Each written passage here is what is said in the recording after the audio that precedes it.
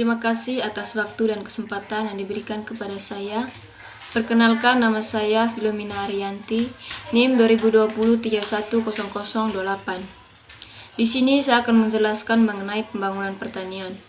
Jadi, pengertian pembangunan pertanian adalah suatu proses yang ditunjukkan untuk selalu menambah produksi pertanian untuk tiap-tiap konsumen, yang sekaligus mempertinggi pendapatan dan produktivitas usaha tiap-tiap petani dengan jalan menambah skill dan modal untuk memperbesar turut campur tangannya manusia untuk perkembangan tumbuh-tumbuhan dan hewan.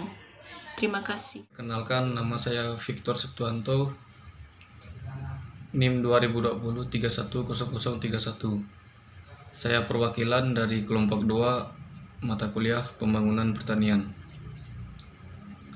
Baik, di sini saya akan menjelaskan materi tentang tujuan pembangunan pertanian. Yang pertama adalah meningkatkan produksi pangan menuju swasembada. Yang kedua, meningkatkan tingkat pola hidup petani melalui peningkatan penghasilan petani. Yang ketiga, memperluas lapangan kerja di sekitar pertanian dalam rangka perataan pendapatan.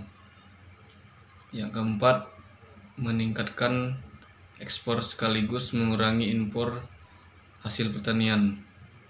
Yang kelima, meningkatkan dukungan yang kuat terhadap pembangunan industri untuk menghasilkan barang jadi atau setengah jadi. Yang keenam, memanfaatkan dan memelihara kelestarian sumber alam serta memelihara dan memperbaiki lingkungan hidup. Dan yang ketujuh, meningkatkan pertumbuhan pembangunan pendesaan secara terpadu dan serasi dalam keterangan pembangunan daerah.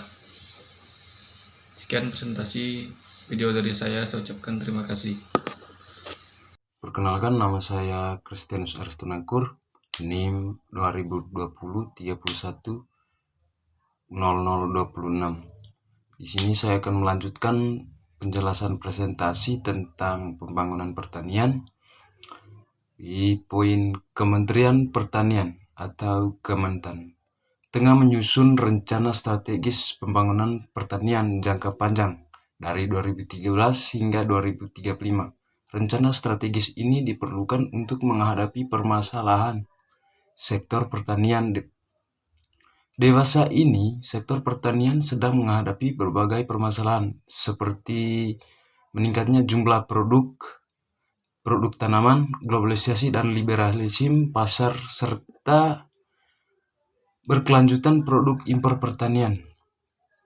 Rencana strategis jangka panjang pembangunan pertanian sejak 2013 hingga 2035 akan melibatkan kementerian lain yang terkait dengan pembangunan sektor pertanian seperti Kementerian Pekerjaan Umum, Kementerian Perindustrian, Kementerian Lembaga atau Kementerian Perencanaan Pembangunan Nasional.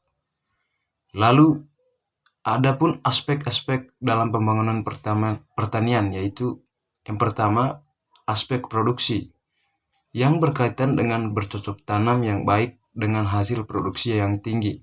Lalu yang kedua, aspek ekonomi.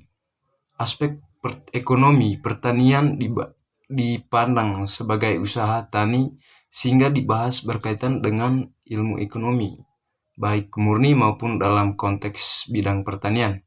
Lalu yang terakhir, aspek sosial. Aspek sosial ini membahas tentang pertanian berkaitan dengan pemberdayaan pertanian dan pembangunan pertanian. Baik, itu saja yang saya sampaikan. Saya ucapkan terima kasih.